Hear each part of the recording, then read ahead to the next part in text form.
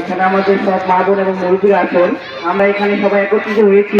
নারীদের একটি করে ফ্যামিলি কার্ড দেওয়া হবে এবং আমাদের যারা চাচা আছেন যারা তাদেরকে কৃষক কার্ড দেওয়া হবে এই জন্য, এবং আমাদের 17 বছর ভোটের অধিকার ছিল না, এই জন্য আমরা ধানের শীষকে ভোট দিব। এই ধানের শীষ মার্কা আমাদের ভাবে সবাই ধানের শীষকে ভোট দিব এবং ধানের শীষকেই জয়যুক্ত করবো ইনশাআল্লাহ। এই বলে আমার বক্তব্য শেষ করছি। ধন্যবাদ।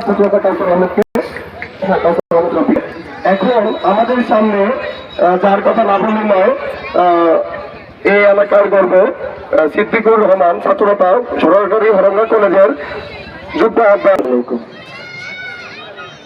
আজকের এই উঠান বৈঠকের একটা উদ্দেশ্য আপনারা সবাই জানেন, আমরা ধানের শীষের পক্ষে কাজ করতে এসেছি, ধানের শীষের পক্ষে ভোট চাচ্ছি। আমাদের এই রমজান ভোট আমি আশাবাদী এই ধানের শীষের জন্য লাখো লাখো মানুষ তাদের পেট এলাকার উন্নয়নের জন্য এই রাজনীতিতে আসা। আমার এই উঠান বৈঠকে যে মুরব্বীরা আছে সকলের কাছে আমার একটা অনুরোধ, এই রমজান ব্যাগের মানুষ সহজে সরল, তারা যেন ঘাট বিস্তার করতে না পারে। আমাদের এলাকার বিষয়গুলো আমরা দেখে নেব।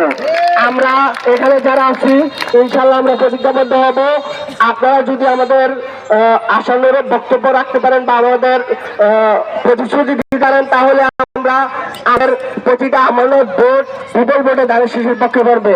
ধন্যবাদ।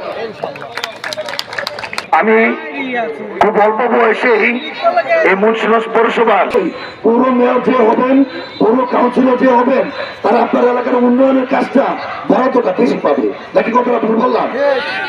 প্রতিটা নাগরিক, আপনারা কি চান আমার সেই পূর্ব 17 বছর ফিরে যেতে? যদি আপনারা না চান, আর যদি মনে করেন যে এই এলাকার উন্নয়ন প্রয়োজন, আমাদের মুন্সিগঞ্জের অবকাঠামো উন্নয়নের প্রয়োজন, তাহলে সবাই ঐক্যবদ্ধ ভাবে কোন ভয় ভীতিকে উপেক্ষা করে আগামী যে 12 তারিখ আসতেছে। ধন্যবাদ। এই মুহূর্তে আমার একটা কথা, এখানে আমাদের কিছু লোক আছে তারা বিভ্রান্তি সৃষ্টি করছে, গুজব ছড়াচ্ছে যে বিএনপি মার্কারের দুইটা। আসলে না, আলাদা যে একজন, তারেক রহমান একজন, বিএনপি একজন, ধানের শীষ একজন, অনেক উন্নত করছে। কিন্তু আপনারা এই বিএনপি ভুলে যান নাই। এমনকি বিএনপি ভুলবেন? বলবেন না, অবশ্যই 12 তারিখে ভোট দেবেন। আরেকটা কথা, আমাদের নেতারা যারা বিএনপি করতেছে, তারা যারা রাজাকার। ধন্যবাদ বিএনপি নেতা বকুল ভাইকে। এই মুহূর্তে এই অঞ্চলের শ্রদ্ধেয় মুরব্বী, এই অঞ্চলের শ্রদ্ধেয় একজন মুরব্বী মানিক সরকার কাকা কিছু কথা রাখবেন। আমি কোন বক্তৃতা মুক্তিরা দেয়নি, কোন সময় ওনারা আছে দেখছেন, আমি মাথার মধ্যে মারি ওরা উড়াই দিয়েছিলাম। আমরা এই পর্যন্ত দেখছি ওনারা আছি বা এই পর্যন্ত দিন আমরা করছি, দিন আসছিলাম, দিন থাকছি। তখন আমরা এই 70 বছর